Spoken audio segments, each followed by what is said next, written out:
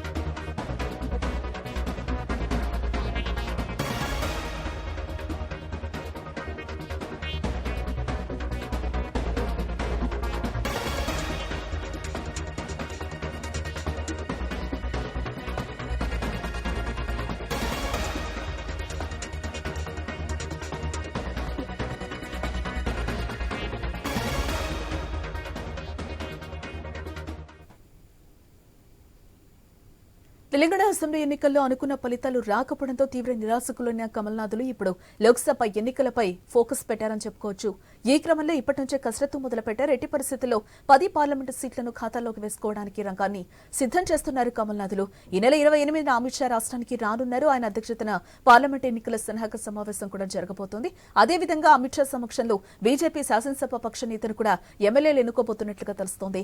ఇక ఇదే అంశానికి సంబంధించిన మరింత సమాచారం మా special correspondent Sunil phone line ద్వారా అందిస్తారు. సునీల్, ఈ నెల 28న అయితే అమిత్ షా తెలంగాణకు రానున్నట్లుగా తెలుస్తోంది.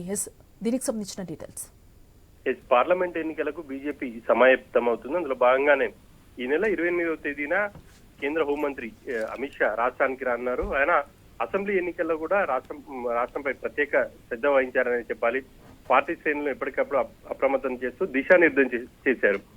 గత ఎన్నికల్లో చూస్తే బీజేపీ ఒక సీట్కే పరిమితమైంది. కానీ ఈ ఎన్నికల్లో 8 స్థానాల్లో ఆ పార్టీ విజయం సాధించింది. ఇంకా ఆ పార్టీ అత్యధిక స్థానాలనే ఎక్స్పెక్ట్ చేసింది, కానీ 8 స్థానాలకే పరిమితమైంది.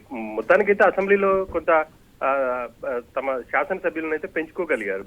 ఇక రానున్న పార్లమెంట్ ఎన్నికలకు సంబంధించి ఇప్పుడు పూర్తి స్థాయిలో ఫోకస్ చేసింది. ఆ క్రమంలో ఆయన సన్నాహక సమావేశం ఏర్పాటు చేయబోతున్నారు. ఈ నెల 28వ తేదీన జరిగే ఈ సన్నాహక సమావేశానికి పార్టీ శ్రేణులకు సమాచారం ఇచ్చారు. వచ్చే పార్లమెంట్ ఎన్నికల్లో తెలంగాణలో దాదాపుగా 10 స్థానాలపై ఆ పార్టీ ఫోకస్ చేసింది. రిజర్వ్డ్ స్థానాలతో పాటు ఇప్పటికే విజయం సాధించినటువంటి స్థానాలపై బీజేపీ గురిపెట్టింది. ఖచ్చితంగా మెజార్టీ స్థానాలు వచ్చే దిశగా అమిత్ షా పార్టీ శ్రేణులకు దిశానిర్దేశం చేయబోతున్నారని చెప్పేసి చెప్పుకోవాలి. గత పార్లమెంట్ ఎన్నికల్లో కూడా బీజేపీ అనూహ్యంగా పుంజుకుంది. తెలంగాణలో 4 స్థానాలు ఆ పార్టీ కైవసం చేసుకుంది. ఈ ఎన్నికల్లో ఇంకా అంతకంటే ఎక్కువ స్థానాలు సాధించే దిశగా ఎలా ముందుకు వెళ్ళాలి, క్షేత్రస్థాయిలో ప్రజలతో మమేకం అవడమే కాకుండా బూత్ స్థాయిలో పార్టీని ఎలా పటిష్టం చేయాలి అన్న అంశాలపై అమిత్ షా ఇటు పార్టీ శ్రేణులకు దిశానిర్దేశం చేయబోతున్నారు.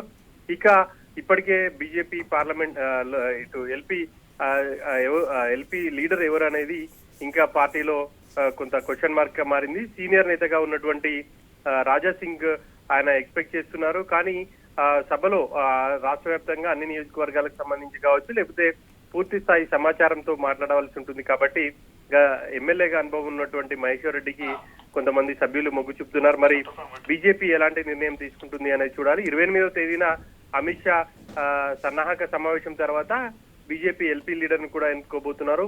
ఆ తర్వాత ఎల్పీ లీడర్ ఎవరనేది బీజేపీ ప్రకటించే అవకాశం ఉంది. జానకి.